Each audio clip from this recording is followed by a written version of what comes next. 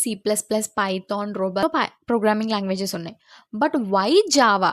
జావానే ఎందుకు అంటే Java is high level language. అంటే మనుషులకి మ్యాక్సిమం అర్థమయ్యే లాంగ్వేజ్లో ఉండే లాంగ్వేజ్ కాబట్టి సో జావా నేర్చుకోవడానికి ఇది ఒక రీజన్. అండ్ ఇంకొక రీజన్ ఏంటంటే కొన్ని అదర్ ప్రోగ్రామింగ్ లాంగ్వేజెస్తో కంపేర్ చేసుకుంటే జావా అనేది ఆబ్జెక్ట్ ఓరియంటెడ్ ప్రోగ్రామింగ్ లాంగ్వేజ్ కాబట్టి అండ్ జావాలో ఇంకా మల్టిపుల్ ఫీచర్స్ వల్ల ఏంటంటే జావా యూజర్స్కి ఒక మంచి సెక్యూరిటీని ప్రొవైడ్ చేస్తుంది.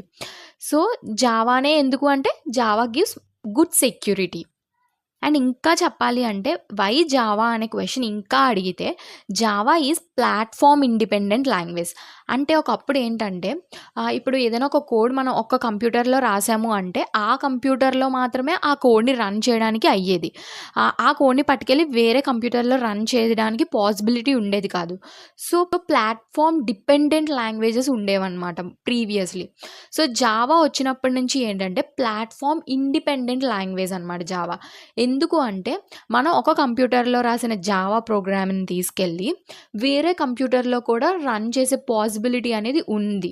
So that's why Java is platform independent language అనమాట. సో ఆ రీజన్తో కూడా జావాని వై జావా అనినప్పుడు ఈ రీజన్ ఇది కూడా ఒక మంచి రీజన్ అనమాట.